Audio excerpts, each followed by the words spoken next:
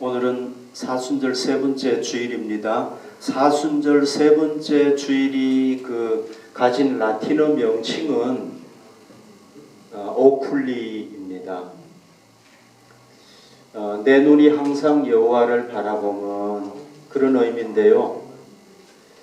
이 사순절 기간 동안에 우리가 우리의 눈을 누구에게 고정시켜야 되겠습니까? 예수님께 고정시켜야 되겠죠, 그죠?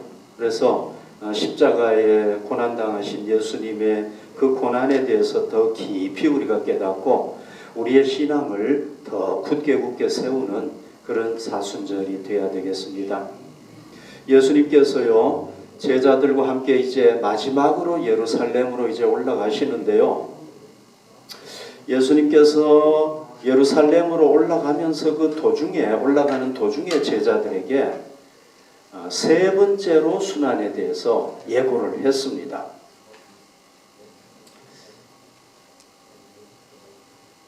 이 말씀을 먼저 한번 봅시다. 보라, 우리가 예루살렘으로 올라가노니 인자는 이제 예수님을 얘기하는 거죠. 대제사장들과 서기관들에게 넘겨지매 그들이 죽이기로 결의하고 이방인들에게 넘겨주어 그를 조롱하며 채찍질하며 십자가에 못 박게 할 것이나 제3일에 살아나리라. 여러분, 우리가 첫 번째, 두 번째 순환 예고를 봤잖아요. 이 세 번째 순환 예고의 특징이 뭐냐 하면은요, 예수님께서 순환당할 것에 대해서 더 구체적으로 얘기를 했다는 겁니다. 자, 여기 잘 보십시오. 종교 지도자들이 예수님의 죽음을 결정하게 되고요. 그 다음에 이제 이방인들에게 넘겨준다고 그랬죠. 죽음은 결정하고 이방인들에게 넘겨준다. 이건 로마 정부에 넘겨준다는 얘기죠. 그 다음에 어떻게 됩니까? 이방인들이 조롱하며 채찍질하며 십자가에 못 박아 처형하게 될 것이다. 그대로 이루어졌잖아요. 그죠? 그러니까 예수님께서는 자기에게 일어날 고난에 대해서, 곧 일어날 고난에 대해서 아주 소상하게 알고 있었다는 겁니다. 그것뿐만 아니라 뭐까지 얘기했습니까? 제3일에 살아나리라. 계속해서 부활한다. 이것까지 얘기를 한 것을 알 수가 있습니다. 이 세 번째 고난 예고 직후에 한 사건이 또 일어나는데요. 야고보와 요한의 어머니가 예수님께 찾아왔습니다. 그리고는 무릎을 꿇고요, 자기 두 아들을 예수님의 오른편, 우편에 앉게 해달라는 겁니다. 자, 여러분, 여기서 우리가 하나 알아야 될 게 뭐냐면요, 이 예수님하고 요한과 야고보의 관계예요. 여러분 아시겠지만 다시 한번 설명을 하면은요, 이 야고보와 요한의 어머니 이름이 살로메예요. 이 살로메는요, 예수님의 모친 마리아와 친자매였어요. 그러니까 예수에게 이 살로메는 누굽니까? 이모예요. 그리고 야고보, 요한, 예수는 사촌인 거죠. 그러니까 이 야고보와 요한이 사촌이라는 이 인척 관계를 이용을 해가지고 자기들이 이제 이 지상의 메시아 왕국이 이루어지게 되면은 자기들이 이제 높은 자리를 차지하겠다는 그런 야망을 여기서 드러냈다고 볼 수가 있습니다. 근데 이제 어머니 시켜가지고 그렇게 한 거죠. 예수님의 오른편, 좌편에 우리가 앉게 해주십시오. 이렇게 이제 얘기를 한 거죠. 그러니까 예수님이 뭐라고 말씀하셨냐면 이렇게 말씀하셨습니다. 예수께서 대답하여 이르시되 너희는 너희가 구하는 것을 알지 못하는도다. 내가 마시려는 잔을 너희가 마실 수 있느냐? 그들이 말하되 할 수 있나이다. 여러분, 여기서 잔이라는 건 뭡니까? 고난의 잔을 얘기하는 거잖아요. 그죠? 이 야고보와 요한은 이 잔을 고난의 잔이 아니라 무슨 잔으로 생각한 거예요? 영광의 잔으로 생각을 했다는 겁니다. 그러니까 영적으로 완전히 무지했다는 걸 알 수가 있는 거죠. 전혀 영적으로 전혀 몰랐다는 겁니다. 그러니까 그 다음에 어떤 일이 일어납니까? 그 친척 관계가 아닌 제자들이 자기들은 뭐 이렇게 얘기할 게 없잖아요. 그러니까 이 야고보와 요한을 보고 막 분개했다. 엄청나게 화를 냈다. 그들이 하는 행동을 보고 엄청나게 화를 냈다. 그렇게 얘기를 하고 있는 거죠. 여러분 이거 한번 생각해 보십시오. 예수님께서 왜 제자들에게 내가 이제 이렇게 죽을 것이다 하고 미리 얘기를 했을까요? 그 이유가 뭐겠습니까? 이제 곧 순환이 제자들에게도 닥치게 되잖아요. 예수님 순환 당하니까. 그러면 너희들이 이 순환을 잘 대처해라. 그런 얘기 아닙니까? 그래서 3번씩이나 얘기한 거잖아요. 제자들은 예수님의 순환, 부활 이해했습니까? 못했습니까? 전혀 이해를 못했죠. 이해하기는커녕 정반대의 행동을 한 거죠. 그죠? 이제 예수님이 예루살렘에 올라가시면은 뭐 할 거 생각한 겁니까? 누가 더 높은 자리 차지할 것인가 하는 욕심, 이걸 가지고 막 자리 다툼했다는 겁니다. 그러니까 예수님께서 얼마나 답답했겠습니까? 예수님께서 얘기하신 이 3번째 순환 예고와 그 다음에 일어난 제자들의 행동은요, 예수님께서 성취할 메시아, 그것하고 제자들이 믿고 따랐던 메시아가 완전히 달랐다는 사실을 아주 극적으로 보여줍니다. 예수님이 생각했던 메시아, 그리고 제자들이 예수님을 따르면서 성취하고자 했던 메시아는 완전히 정반대였다는 겁니다.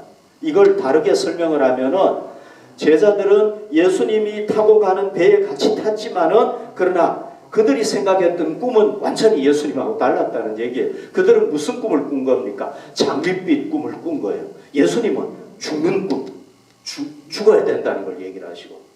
그러니까 여러분, 제자들은요, 이제 예수님께서 예루살렘에 올라가시면 뭘 하는 겁니까? 지금 현재 정권을 물리치고 혁명 정부를 세우게 된다는 거예요. 그러니까 얼마나 신이 났겠습니까, 이 사람들은. 혁명 정부가 들어서면 예수님께서 뭐 하시겠습니까? 로마 정부로부터 이제 독립을 시키겠죠. 그때 제자들이 뭐 하겠습니까? 높은 자리 차지하지 않겠습니까? 그런 생각했단 말이죠, 이 사람.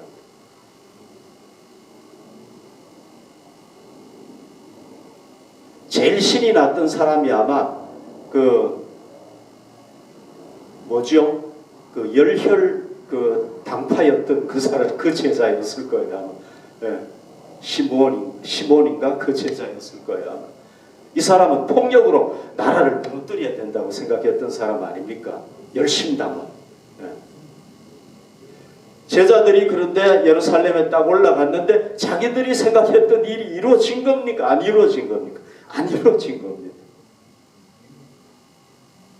대신에 뭐가 이루어졌습니까? 예수님께서 얘기하신 대로 이루어진 거예요. 그러니까 그 후에 제자들이 예수님이 어떤 메시아인가를 깨닫게 되고 그들의 메시아관이 여기서 완전히 바뀌어지게 되는 겁니다. 여러분, 제가 늘 강조하는 겁니다만 제자들은요, 예수님께서 십자가의 고난과 죽음을 통해서 이스라엘 백성들을 구원하시는 분이다 하는 것을 전했잖아요. 제자들이. 그것뿐만 아니라 온 인류를 구원하는 구세주다 하는 걸 전했단 말이에요. 이스라엘 백성만 구하는 것이 아니라 온 인류를 죄와 죽음에서 구하시는 메시아가 바로 예수님이다. 이걸 전했단 말이죠. 그리고 제자들은 예수님의 부활과 승천을 체험하면서 예수님이 누구라는 걸 깨닫습니까? 하나님의 아들, 성자라는 것. 그분이 이 우주를 삼위일체 하나님과 함께 만들었다는 걸 믿게 된 거예요. 그것뿐만이 아닙니다. 장차 예수님께서 재림하실 텐데 그때는 심판주가 돼가지고 온 인류를 이제 영생을 얻을 자와 영벌을 얻을 자로 심판하실 것이고 주님께서 마지막에는 이 우주를 완전히 새롭게 변화시킬 것이다 하는 걸 전했단 말이죠. 그게 계시록에 나오는 거예요. 그러니까 제가 결론적으로 말씀드리면 이렇게 얘기할 수가 있는 겁니다. 제자들은요, 이런 특별한 반전의 과정, 이거 완전히 반전 뒤집어지는 거 아닙니까? 이런 반전의 과정을 통해서 예수가 성자고 인류를 구원하는 메시아라는 사실을 믿게 됐다는 겁니다. 그러니까 여러분, 우리가 이 제자들의 이 변화를 통해서 예수님의 십자가와 부활이 사실이라는 걸 믿어야 되겠죠. 그죠? 그리고 또 이 제자들이 갑자기 반전된 상황을 통해서, 이 과정을 통해서 우리가 뭘 믿어야 됩니까? 그들이 정말 생명을 걸고 전했던 예수 그리스도, 그분이 하나님의 아들이시고 메시아라는 걸 우리가 믿어야 되는 겁니다. 여러분, 지금 인류 앞에는요, 여러 가지 위기가 놓여 있죠. 어떤 위기가 놓여 있습니까? 기후변화 때문에 생긴 위기. 여러분, 이 독일에 이 누런 먼지가 오리라고 생각을 해봤습니까, 여러분? 사하라 사막에서 이 먼지가 와가지고 차에 막 덮였잖아요, 지금. 이거 처음 있는 일 아닙니까? 이거 있을 수 없는 일이 일어났잖아요. 앞으로 자연 환경이 점점 더 나빠진다고 봐야죠. 그리고 코로나19 팬데믹으로 인해서 일어난 위기, 아직도 해결이 안 되고 있습니다. 거기다가 또 어떤 위기가 닥쳤습니까? 러시아가 이 우크라이나를 침략해가지고 전쟁이라는 큰 위기가 닥치지 않았습니까? 제가 어떤 분의 글을 읽었는데요. 이분이 주장하기를 그동안의 세계는요, 냉전이 끝나고 난 뒤에 평화 시대를 누렸지만은 이 전쟁을 시작으로 해서 이제는 신냉전 시대에 들어간다는 거예요. 그럼 신냉전 시대로 들어가는 근거가 뭐냐? 그것은요, 민주주의와 시장 경제를 공유하는 이거는 뭡니까? 수평적인 거잖아요. 민주주의와 시장 경제는 수평적이잖아요. 그죠? 이 수평적인 이 국제 질서가 하나 있다는 거예요. 거기에 반대되는 질서가 또 하나 있다는 거예요. 그게 뭐냐면 권위주의, 이거 독재를 얘기하는 거죠.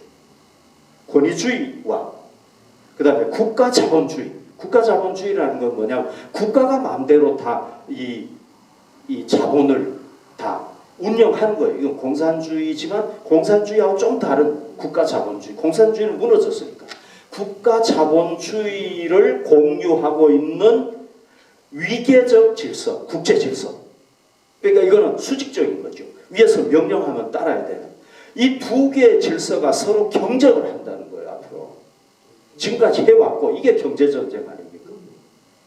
그러니까 이 두 개가 경합하면서 신냉전 시대에 가게 된다는 거예요. 여러분, 저는 그분 말이 일리가 있다고 생각을 합니다.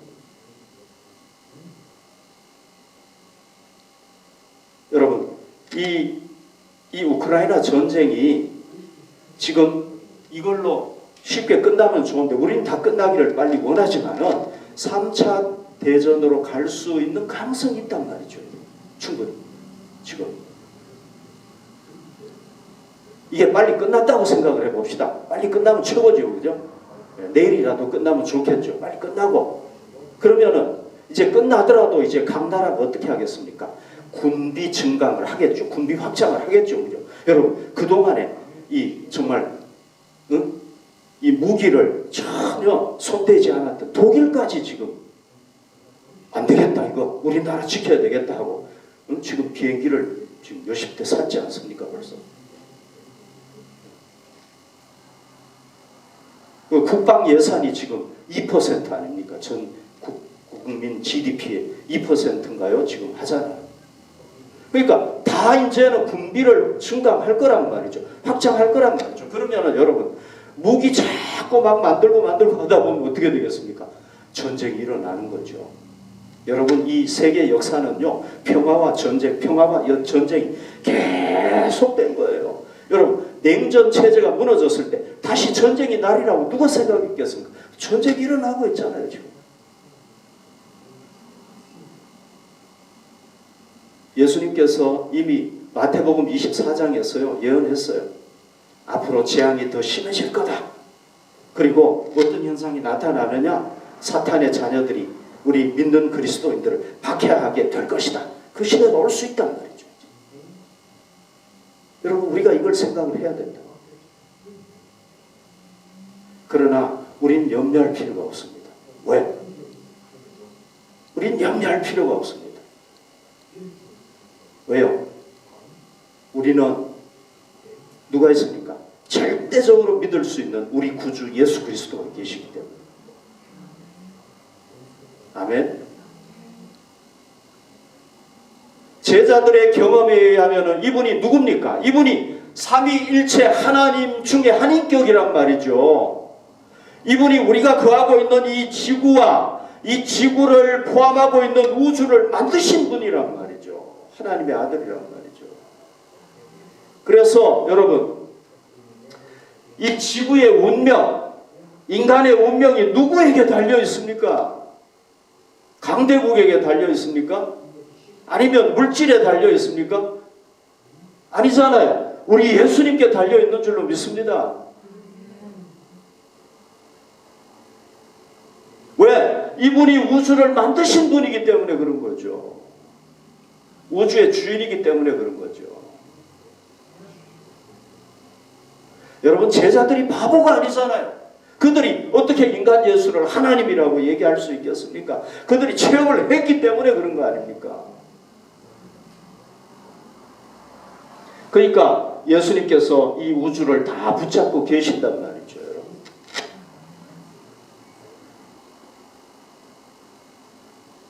근데 이분이 뭐라고 약속하고 있습니까?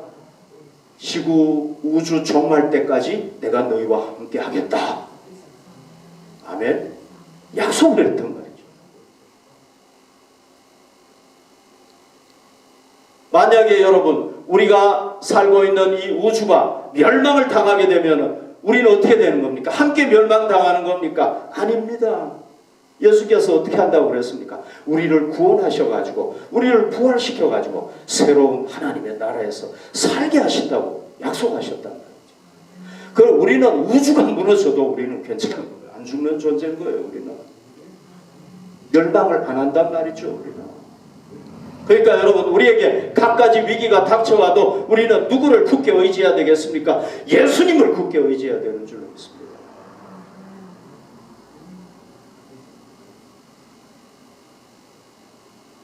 그러니까 여러분, 이런 위기 상황을 당할수록 우리가 더 뭐 해야 되겠습니까? 더 예수님을 의지하고 우리가 받은 구원 잃어버리면 안 되겠죠. 그죠? 이거 우리가 이걸 꽉 붙잡아야 되겠죠. 놓치면 안 되겠죠.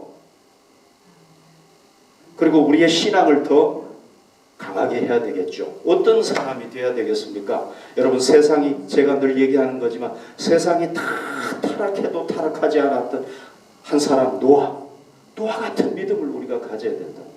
지난주에 여러분 독일 가게 가보셨죠? 사람들이 뭐 다 사가지고 가는 겁니까? 밀가루, 국수, 뭐 식용유, 휴지, 독이 나버렸더라고요. 우리도 좀 사러 갔는데 없더라고요. 위기에 때 그런 게 필요하죠. 우리도 그런 거 준비해야 됩니다. 그러나 여러분, 우리가 진짜 소유해야 될 게 뭡니까? 더 중요하게 소유해야 될 게 뭡니까? 그건 바로 우리에게 정말 휴지도 없고 먹을 양식도 없고 아무것도 없어도 하나님께서 나를 도와주실 것이다. 하나님께서 나를 지켜주실 것이다. 하나님께서 내게 채워주실 것이다. 믿고 기도할 줄 아는 그런 믿음의 사람, 그 믿음을 소유해야 된다는 거죠. 여러분, 저는 앞으로 그런 시대가 올 거라고 분명히 믿습니다. 어쩌면 우리가 정말 굴속으로 피해야 될 시대가 올 수도 있단 말이죠. 여기저기 도피 다녀야 될 그런 박해를 피해서 다녀야 될 시대가 올 수도 있단 말이죠, 여러분. 그때 어떻게 하겠습니까? 여러분, 그때 우리에게 필요한 게 진짜 믿음이라는 거예요. 우리가 이 믿음 가져야 된다는 거죠. 예수님은요, 자리 다툼하고 높아지려는 제자들에게 하나님의 나라의 원리와 세상 나라의 원리에 대해서 설명을 했죠. 그죠? 여기 보십시오. 26절에 보십시오. 너희 중에는 그렇지 않아야 하나니 너희 중에 누구든지 크고자 하는 자는 너희를 섬기는 자가 되고 너희 중에 누구든지 으뜸이 되고자 하는 자는 너희의 종이 되어야 한다. 그러니까 하나님이 통치하는 그리스도인의 세계와 사탄이 지배하는 불신 세상 완전히 정반대인 거예요. 거기는 높아져야 되는 거예요. 높아지려면은 많이 가져야 되고 그렇게 되는 거죠. 우리 기독교의 세계, 하나님이 통치하시는 세계는, 교회 세계는 어떻게 돼야 되는가? 높아지려고 하면 섬겨야 되는 거예요. 낮아져야 되는 거예요. 예수님이 친히 먼저 본을 보이셨죠. 그죠? 여기 보십시오. 인자가 온 것은 섬기며 받으려 함이 아니라 도리어 섬기려 하고 자기 목숨을 많은 사람의 대속물로 주려 함이니라. 예수님이 직접 섬기지 않았습니까, 여러분? 어떻게 스승이 제자를 섬길 수가 있습니까? 그 당시, 지금도 어려운데 그 당시에는 말이 안 되는 겁니다. 그런데 예수님 제자들 발을 다 씻겼잖아요. 그리고 내가 섬기러 왔다 하고 자기 생명까지 누구에게 주셨습니까? 사람들을 위해서 주지 않았습니다. 여러분, 우리는요, 옛 아담의 길과 새 아담인 예수님의 길이 뭔지를 잘 깨달아야 돼요. 자, 하나님께서 인류 조상 아담 하와를 만드시고 난 뒤에, 창조하고 난 뒤에 뭐라고 그랬습니까? 너희들은 서로 돕는 배필이 되어라 그랬잖아요. 돕는 배필이 되라고 그랬잖아요. 도우려면 어떻게 해야 됩니까? 내 걸 나눠야 되잖아요. 사람을 가지고. 그죠? 하나님의 사랑의 근거에서 내 걸 나눠야 도와줄 수 있잖아요. 지금 전쟁 나니까 막 사람들이 막 돕잖아요. 돕는 게 뭡니까? 나누는 거 아닙니까? 그리고 섬김이란, 섬겨야 가능하다. 그러니까 두 부부가, 하나님께서 두 부부가 인류의 원형 아닙니까? 인류가 어떻게 살아야 된다는 거예요? 하나님의 사랑의 근거에서 서로 돕고 서로 도와주고 서로 나누고 섬기고 살아라. 그럴 때 낙원이 이루어질 수 있다. 그 얘기 아닙니까? 그런데 아담 하와는 어떻게 합니까? 자기의 욕심에 근거해가지고, 사랑이 아니라 욕심에 근거해서 소유하려고 했잖아. 그죠? 하나님이 만든 이 세상. 그죠? 다 소유하려고 하고, 왜 소유하려고 한 겁니까? 하나님처럼 높아져가지고, 하나님보다 더 높아져 자기 아래에 다 두려고 그러는 거죠. 그러다가 어떻게 했습니까? 결국은 죽게 되고, 죄인이 되고 죽게 되고 멸망. 이 아담 하와의 뒤에는 누가 있습니까? 사탄이 있었던 거죠. 그죠? 새 아담인 예수님께서 오셨죠. 예수님은 뭘 하러 오신 겁니까? 이걸 회복시키기 위해서 오신 거잖아요. 그래서 하나님의 사랑의 근거에서 뭐 하시는 겁니까? 나누시잖아요. 다 나누시고 섬기시고.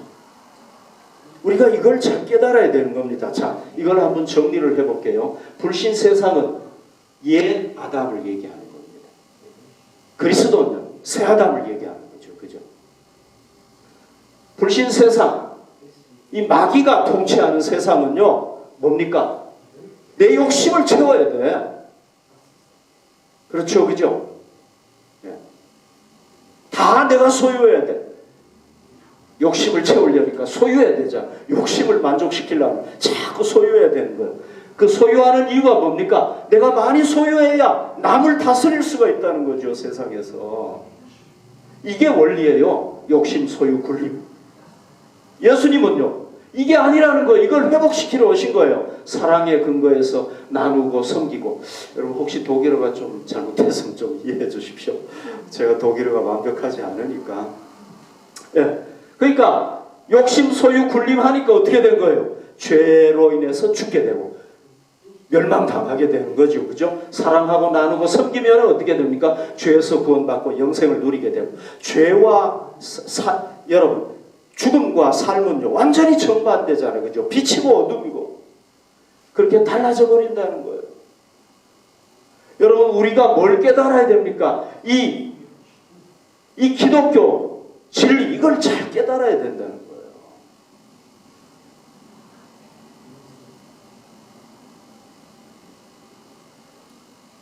여러분, 우리가 많이 욕심을 가지고 소유하기 위해서, 그리고 어떻게든지 세상에서 남에게 군림하기 위해서 살아서는 안 되겠죠. 그죠? 그건 기독교가 아닌 거예요. 하나님께서 우리에게 복을 주시면 우리는 어떻게 해야 되겠습니까? 사랑하고 나누고 섬기는 데 사용해야 되겠죠. 하나님 내게 복을 주십시오. 우리가 왜 복을 요청해야 되겠습니까? 복을 요청하는 이유가 뭡니까? 그건 바로 나누고 섬기기 위해서, 사랑하기 위해서 우리가 요청해야 된단 말이죠. 복음을 전해가지고 복의 근원이 되기 위해서 해야 되고, 그럴 때 하나님께서 복을 주시는 거지, 내 욕심을 채우고 내가 소유하고 군림하기 위해서, 다른 사람들보다 더 높아지기 위해서 한다면 하나님께서 주실 수가 없겠죠. 그렇죠? 그런 사람 축복할 수가 없는 거예요.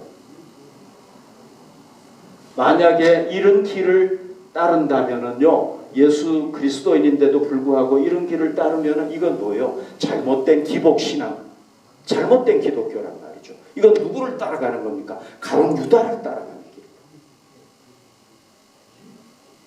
여러분, 혹시 우리가 예수님을 믿어가지고 성공하고 또 높아지기 위해서 따르는 건 아닙니까? 우리가 예수님을 믿어서, 예수님 믿는 이유가 뭐냐? 예수님 믿으면 고난이 없어. 고난을 부인하거나 또는 고난당하는 것을 회피하고 싫어하기 위해서 우리가 예수 믿는 사람들이 아닌가? 그건 기독교가 아니죠. 그죠? 예수님이 분명히 말씀했단 말이죠. 여기 보십시오. 마가복음 10장 30절에 현세에 있어 집과 형제와 자매와 어머니와 자식과 전토를 100배나 받되 복을 받아요. 틀림없이. 그런데 예수님이 그것만 받는다 그렇게 안 하셨단 말이죠.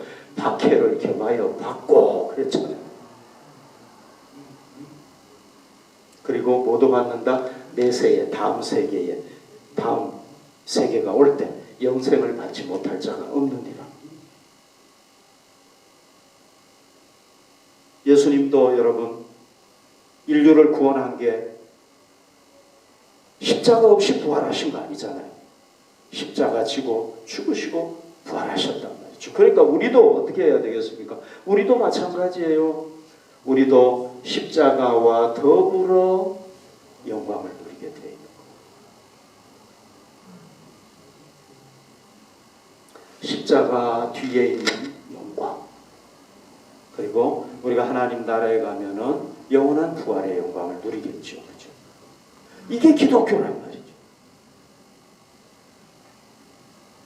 우리가 이 진리를 잘 깨닫고 예수님을 따라야 되는 거예요. 그렇지 않으면은 제자들처럼 예수님을 부인하고 뿔뿔이 다 도망쳐버리고 가룟 유다처럼 될 수밖에 없다는 거죠. 결국은.